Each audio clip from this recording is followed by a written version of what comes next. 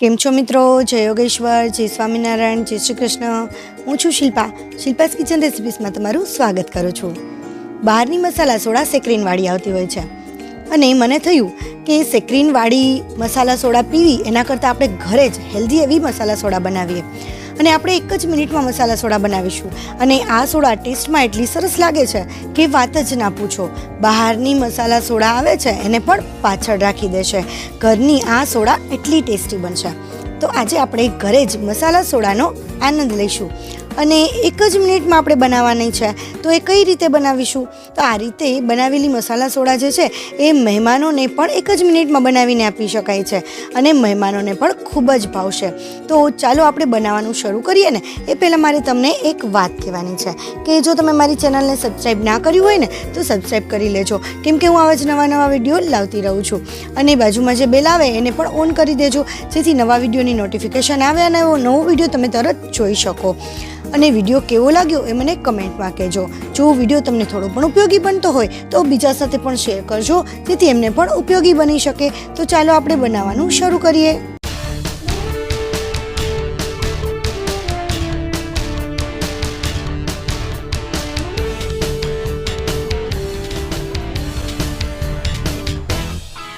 મસાલા soda બનાવવા માટે સૌથી પહેલાં આપણે ગેસને ઓન કરીશું અને ત્યાર પછી એની ઉપર આપણે એક બાઉલ રાખી દઈશું અને એની અંદર આપણે પાણી નાખવાનું છે. તો અહીંયા આપણે 900 ml અથવા તો 950 ml જેટલું જ પાણી નાખવાનું છે. 1 લીટર આપણે પાણી પૂરું નહીં નાખીએ, તો એટલું આપણે પાણી માપ કરીને જ નાખવાનું છે. અહીંયા જે મારે આ બોટલ છે, ગ્લાસ છે, એ માપવાળો જ છે. અહીંયા મારે આ 700 mlનો ગ્લાસ છે એટલે હું એ પ્રમાણે લઈશ. તો હજી આપણે 250 ml જેટલું પાણી એની અંદર નાખી દઈએ. જો તમારી પાસે આ રીતનો કોઈ પણ મેઝરમેન્ટવાળો ગ્લાસ ન હોય ને તો તમે એની પ્રમાણે પણ માપ કરી શકો છો. ઘણી આપણી સોડાની બોટલ આવે છે એ 750 mlની આવે છે, 1 લીટર પાણીની બોટલ પણ આવે છે. તો એમાં થોડું એવું ઓછું રાખી દેવું પાણી, એના પ્રમાણમાં આપણે પાણી નાખી દેવું અને આ રીતે પાણી ગરમ થાય ત્યાં સુધી આપણે પાણીને ગરમ કરવાનું છે. બહુ ઉકળવાનું નથી અને આપણે ગેસને ઓફ કરી દઈશું. હવે આ રીતે વજન કરવા માટે વજન કાંટો લીધો છે મેં. તો પહેલાં તો કોઈ પણ બાઉલ મૂકતા પહેલાં એને આપણે ઓન કરી દઈશું અને ત્યાર પછી આપણે બાઉલનું વજન કરી લઈશું અને પછી પાછું ફરીથી આપણે એને 0 સેટ કરી દઈશું. તમારી પાસે આ રીતે વજન કાંટો ન હોય ને તો તમે કઈ રીતે કરી શકો છો એ પણ હું કહીશ. તો આની અંદર આપણે ખાંડ લેવાની છે અને આપણે 1 કિલો ખાંડ લઈશું. જો તમારી પાસે આ રીતે ન હોય તો તમે બજારમાંથી જ્યારે ખાંડ લેવા જાઓ ત્યારે 1 કિલો માપ કરીને ખાંડ લેવી. તો આ રીતે આપણે 1 કિલોનું માપ કરવાનું છે અને પરફેક્ટ 1 કિલો આપણે વજન કરી લઈશું. અને તમે જોઈ શકો છો અહીંયા 1 કિલો થઈ ગયું છે. તો આને અત્યારે આપણે સાઈડમાં રાખી દઈએ અને આપણું જે ગરમ પાણી છે એને આપણે લઈ લઈએ. આ ગરમ પાણીની અંદર આપણી જે 1 કિલો ખાંડ હતી ને એની અંદર આપણે નાખી દઈશું. એટલે આ રીતે બંનેનું માપ આપણે પરફેક્ટ રાખવાનું છે. 1 કિલો ખાંડ અને 900 ml જેટલું પાણી એની અંદર એડ કરીશું અને ખાંડને આ રીતે ગરમ પાણીની અંદર નાખી અને હલાવતા જવાનું છે અને ખાંડ એકદમ સરસ રીતે ઓગાળી લેવાની છે. મિત્રો, તમે મારા વિડીયો કયા ગામથી કે કયા સિટીથી જુઓ છો ને એ મને કમેન્ટમાં કહેજો, કેમ કે મારા વ્યુઅર્સ મારા વિડીયો કયા ગામથી કે કયા સિટીથી જુએ છે તો એ મને પણ ખ્યાલ આવે. તો કમેન્ટમાં જરૂર કહેજો. અને આપણે આ ખાંડને આ રીતે સતત હલાવતા રહેવાનું છે અને હલાવીને તમે જોઈ શકો છો કે એકદમ મસ્ત રીતે ખાંડ ઓગળી ગઈ છે. તો આ રીતે ખાંડ ઓગળી જાય ને ત્યાં સુધી આપણે મસ્ત રીતે હલાવતા રહેવાનું છે.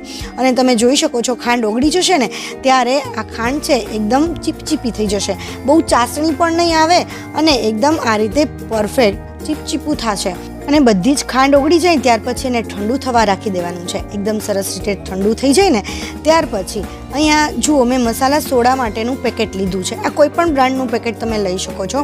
અને આ સોડા જે છે એ એકદમ ફટાફટ અને એકદમ જે બજારની આવે છે એવી ટેસ્ટી મસ્ત બનશે.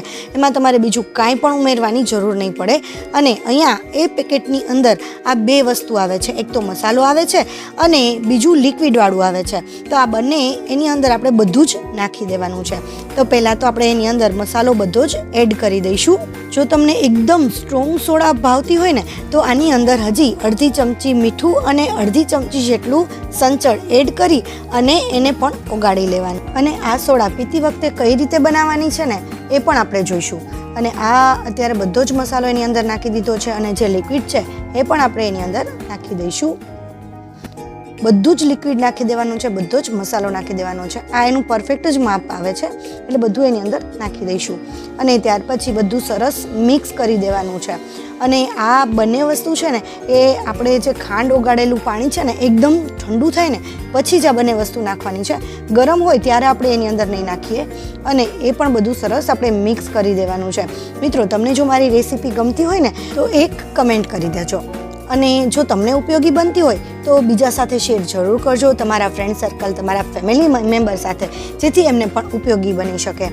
હવે અહીંયા તમે જોઈ શકો છો આપણો બધો જ મસાલો છે ને એકદમ મસ્ત રીતે ઉગળી ગયો છે અને સરસ મિક્સ થઈ ગયો છે.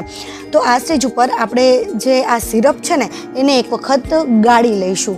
ગળણીથી આપણે ગાળી અને અલગ બાઉલમાં લઈ લઈશું. અહીંયા તમે જોઈ શકો છો જે ચમચામાં છે ને એટલું થીક છે કે ચમચામાં એક કોટિંગ થઈ જાય છે. તો આ રીતનું કોટિંગ પણ થઈ જશે. તો હવે આ રીતની કોઈ બોટલ હોય, બધાના ઘરમાં લગભગ આવી બોટલ તો હોય જ છે. આવી બોટલ ન હોય કે બીજી કોઈ પણ મોટી મોઢાવાળી બોટલ હોય તો એમાં પણ તમે ભરી શકો છો. અત્યારે હું આ બોટલમાં ભરું છું અને એક અલગ વાસણમાં ગાળી અને ત્યાર પછી આપણે બોટલમાં ભરી દઈશું. હવે આ ભરી અને એને તમારે ફ્રીજ વિના પણ તમે સ્ટોર કરી શકો છો.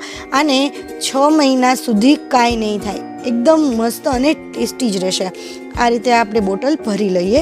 અને બીજું થોડું વધે, આ રીતે જો પાણીની બોટલ હશે ને નાની તો એ થોડું વધશે અને એ આપણે બીજી બોટલ ભરી લઈશું. તો એ રીતે 2 બોટલ થઈ જાય. તમારી પાસે જેવડી બોટલ હોય એવડીમાં એ ભરી લેવાનું છે.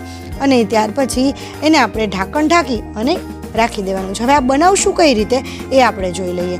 તો આપણે ગ્લાસની અંદર પહેલાં તો બરફ નાખીશું અને ત્યાર પછી આ જે સોડા છે એ સોડાનું સિરપ આની અંદર આપણે નાખીશું. તો 3 ભાગનું પાણી અને 1 ભાગનું સિરપ એટલું આપણે નાખવાનું છે. અહીંયા આપણે 3 ભાગનું જે પાણી છે એની જગ્યા બાકી રાખીએ અને બાકી સિરપ આપણે ભરી લઈએ. અને ત્યાર પછી અહીંયા મેં સોડા લીધી છે, જે સાદી સિમ્પલ સોડા આવે છે ને એ જ મેં લીધી છે. કોઈ પણ બ્રાન્ડની તમે લઈ શકો છો. એ આપણે સિરપની અંદર એડ કરી દઈએ અને આખો ગ્લાસ ભરી દઈએ. એકદમ ટેસ્ટી બને છે. જો તમારે સોડા સાથે ન પીવું હોય ને તો સિમ્પલ વોટર સાથે પણ તમે પી શકો છો. પણ જો સોડાનો આનંદ લેવો હોય ને તો આ સાદી સોડા નાખીને પીવાથી એનાથી ટેસ્ટ ખૂબ જ સરસ આવે છે. તો આ રીતે તમે બંને રીતે પી શકો છો. સોડા નાખીને પણ પી શકો છો અને પાણી નાખીને પણ પી શકો છો. મિત્રો, તમને આ મારી રેસીપી કેવી લાગી એ મને એક વખત કમેન્ટમાં જરૂર કહેજો.